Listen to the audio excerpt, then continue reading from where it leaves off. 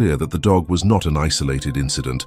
Instead, it was a symbol, a recurring figure woven into the fabric of the community's collective memory. The realization hit David hard. Chance might be the same guardian dog of legend, returning when the town, and perhaps even he himself, needed a reminder of the power of compassion. Driven by this twist, David decided to confront the possibility that Chance's injury might be linked to a larger, more complex story. He re-examined the wound itself, noticing peculiar details that hinted it might have been caused by a specific, deliberate encounter, perhaps an altercation with a known aggressor.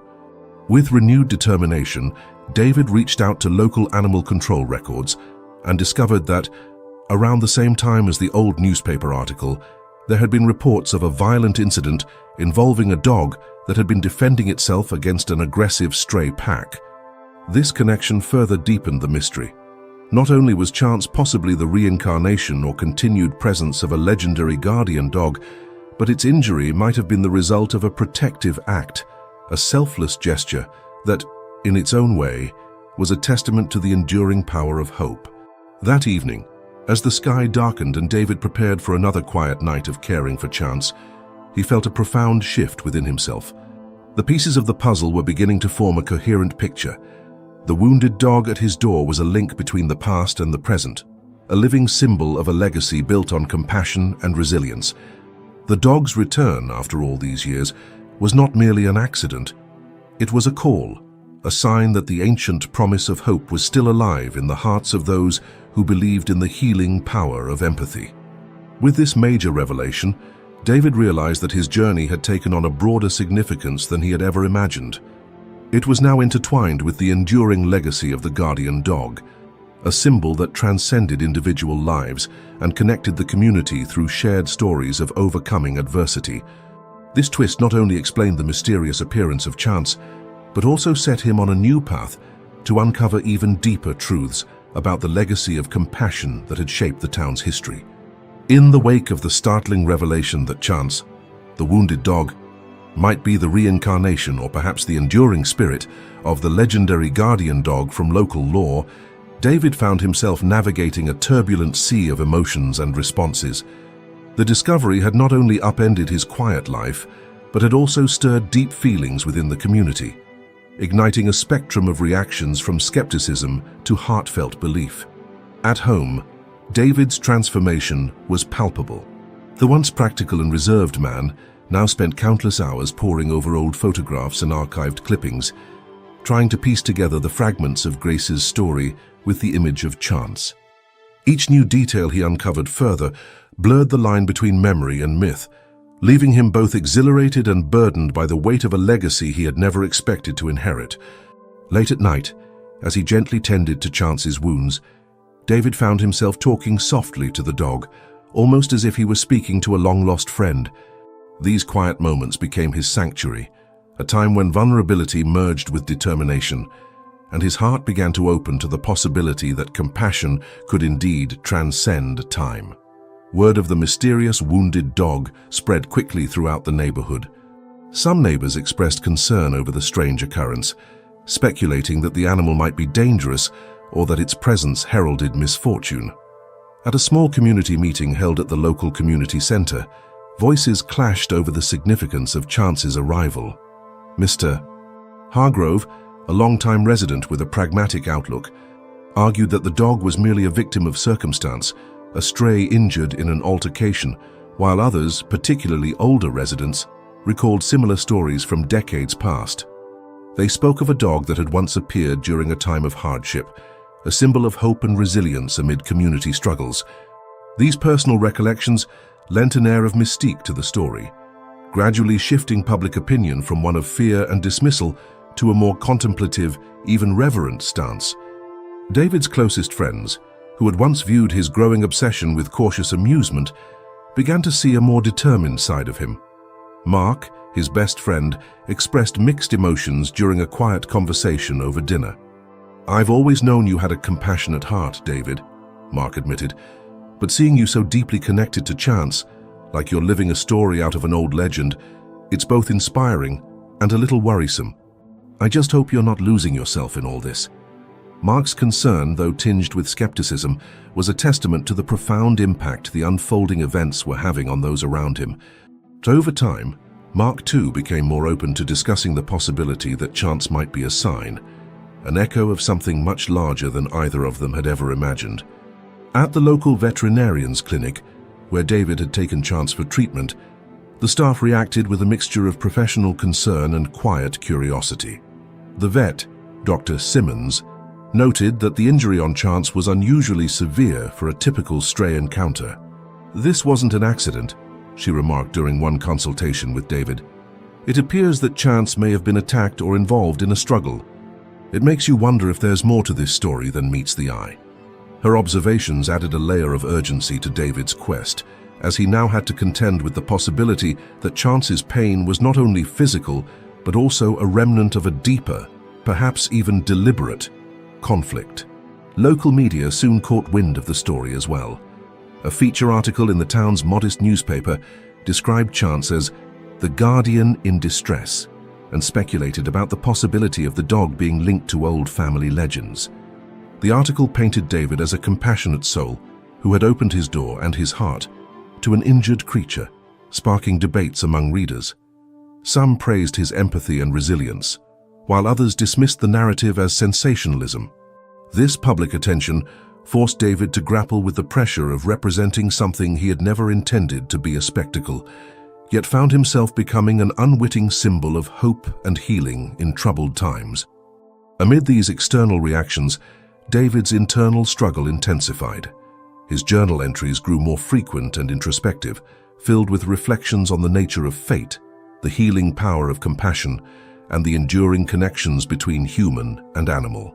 In the solitude of his study, surrounded by mementos of the past and the soft, persistent whimpers of Chance, David wrestled with a profound question.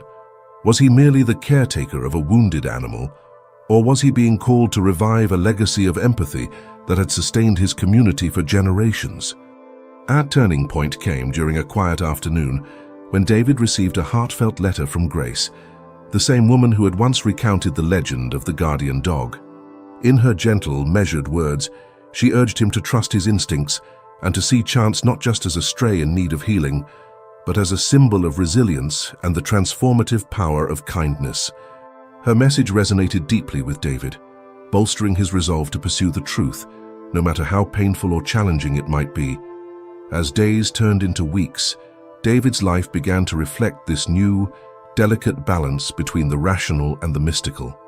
The once solitary routines were now punctuated by interactions with neighbors who shared their own whispered stories of loss and redemption, and with friends who, despite their initial doubts, grew to admire his unwavering commitment to compassion.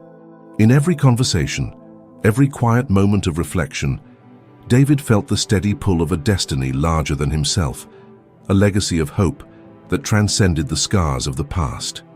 As the days passed and Chance's condition gradually improved under David's careful care, new layers of mystery began to surface, intertwining with the personal journey he was on. What started as an isolated, heartbreaking incident was now evolving into a complex web of subplots, each challenging him to look deeper into the circumstances behind the wounded dog's appearance. One chilly morning, while David was out for a walk with Chance, he encountered a local woman named Linda, who was returning from a visit to a nearby animal shelter. Linda mentioned in passing that she had seen a dog matching Chance's description near an old Chance abandoned farmhouse on the outskirts of town. Her recollection was vague but intriguing, a detail that suggested Chance might have been wandering a long, troubled path before finding refuge at David's door. Driven by curiosity, David made a mental note to investigate this lead further, wondering if the farmhouse held clues to the mystery of Chance's past. Simultaneously, David's online blog, where he had begun to document his experiences, started attracting attention. Readers from across the region contributed stories of similar encounters, tales of injured animals appearing at the doors of unsuspecting strangers during times of crisis, and whispered legends about a guardian dog that would emerge when help was most needed. One comment in particular, from a user called Heart of Woods, recounted an old family legend about a dog that once saved a struggling family during a period of deep hardship. The anecdote resonated with David, suggesting that Chance might be more than a mere stray, a living symbol of hope and protection that recurred through generations. At the same time, David received a surprising letter in the mail. The envelope was worn and had no return address, but the letter inside was carefully written by someone identifying themselves only as Grace. In it, Grace recounted memories of a time when a wounded dog had appeared at her family's home during a violent storm, sparking a chain of events that ultimately helped mend fractured relationships within the community. She urged David to trust that Chance was not an accident, but a purposeful messenger, one meant to remind people that even in the darkest times, compassion can light the way. The letter not only deepened the mystery, but also brought a personal connection from someone who had once experienced a similar miracle. With these threads emerging, David found himself juggling a growing collection of clues and conflicting narratives. While he was determined to piece together Chance's past, local authorities began to take notice as well. A routine check by animal control had already been conducted after several neighbors reported seeing an injured dog wandering near the old farmhouse Linda mentioned. Although the records were inconclusive, the authorities' interest added a layer of urgency to his investigation. If the dog's origin was tied to an unsolved incident or even potential neglect, official inquiries might soon obscure the very details David was trying to preserve. In parallel, David's best friend Mark, initially a voice of cautious skepticism, started to recall his own fragmentary memories of a stray dog that had once appeared during a particularly difficult time in his life. In a quiet conversation over coffee, Mark revealed that, as a child, he had heard local legends of a miracle dog who showed up in times of despair to bring comfort and hope. Although Mark's recollections were hazy, they provided another piece of the puzzle, hinting that the phenomenon might be part of a long-standing tradition within the community. The unfolding subplots also brought unexpected challenges. As David began to connect the dots, he discovered that local newspaper archives contained several conflicting articles about similar incidents, stories that ranged from heartwarming tales of rescued animals to sensationalized accounts of supernatural occurrences. The discrepancies in these reports left David with more questions than answers, forcing him to sift through layers of myth, media bias, and forgotten memories to discern the truth.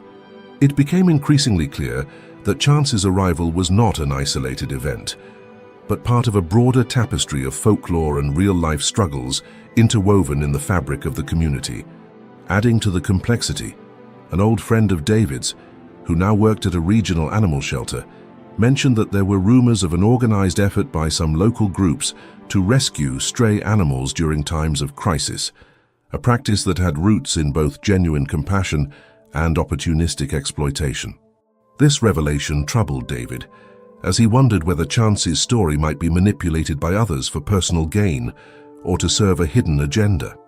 The possibility that the dog's plight could become a pawn in a larger, more sinister plan made him even more determined to uncover every detail. Amid these challenges, David's commitment to caring for Chance remained steadfast. His nightly routines of feeding, comforting, and carefully tending to the wound were interspersed with hours of research and conversations with locals, historians, and even skeptical officials. Every new lead, be it the sighting near the farmhouse, the poignant letter from Grace, or the recollections of his friend Mark, added another dimension to the mystery, forcing David to confront not only the origins of the wounded dog, but also the enduring human need for hope and connection in times of adversity. In the weeks following Chance's unexpected arrival, David found himself caught in a whirlwind of conflicting emotions and introspection. Every time he looked into Chance's sorrow-filled eyes, he saw not only pain, but also an echo of his own hidden scars. The experience of caring for the wounded dog had stirred a long-dormant vulnerability in him, forcing him to confront deep-seated feelings of loss and isolation.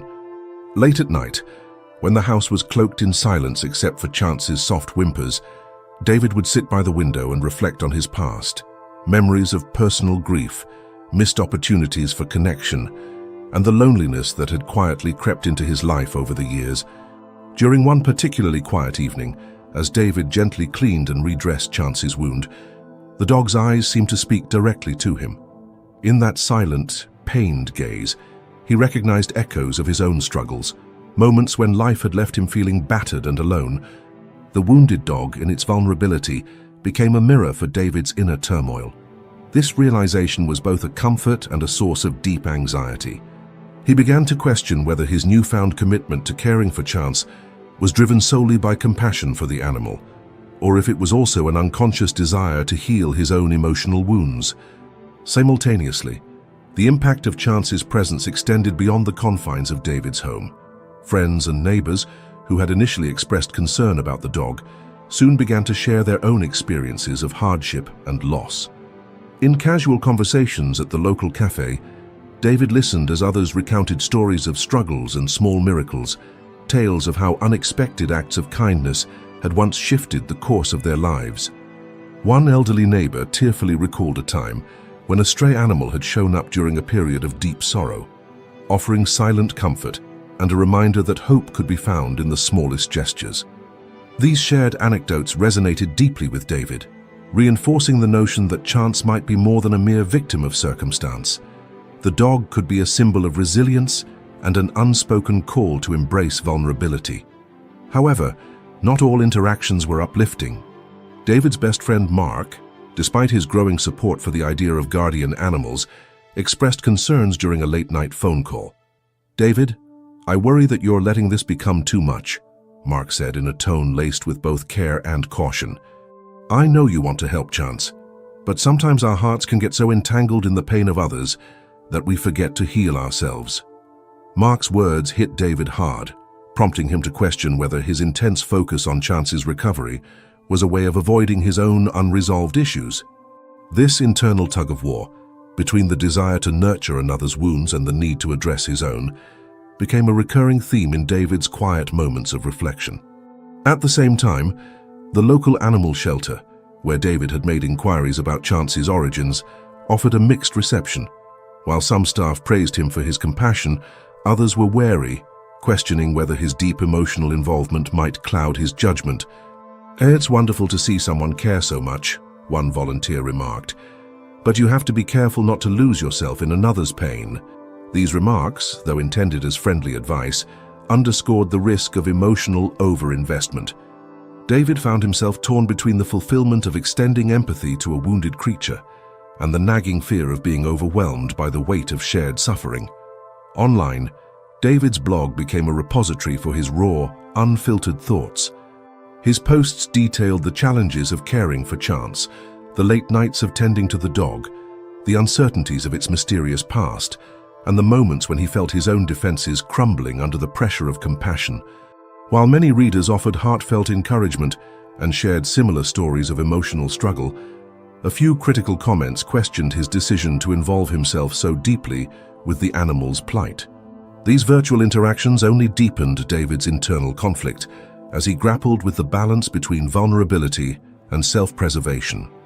In a particularly poignant entry, David wrote about the nights when, despite the tender care he provided to Chance, he would lie awake, haunted by memories of his own past, a time when he had felt abandoned and wounded by life's hardships.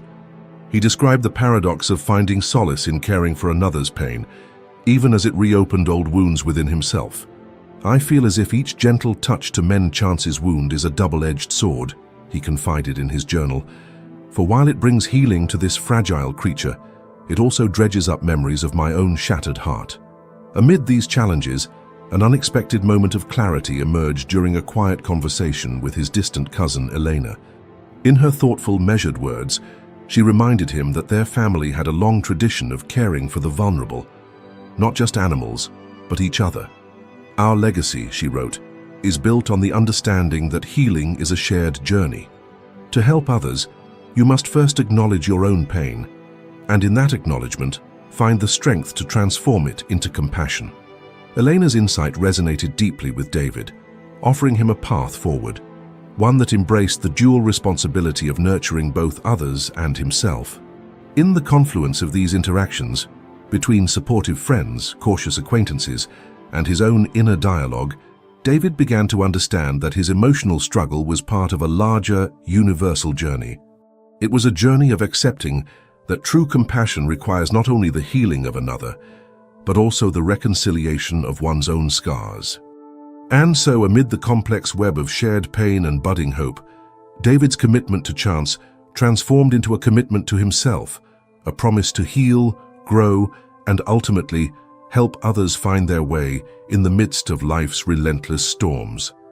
As days turned into weeks and Chance's gradual recovery continued, David began noticing subtle hints that the wounded dog's arrival might be part of a larger, more intricate mystery. Late one chilly night, as he reviewed his journal entries and rewatched footage from his security camera, David noticed an unusual detail. During one of the quiet evenings, as Chance slept restlessly on the worn rug, a soft, rhythmic scratching came not from the front door but from behind his back window. Initially, he assumed it was the wind playing tricks with loose branches, but repeated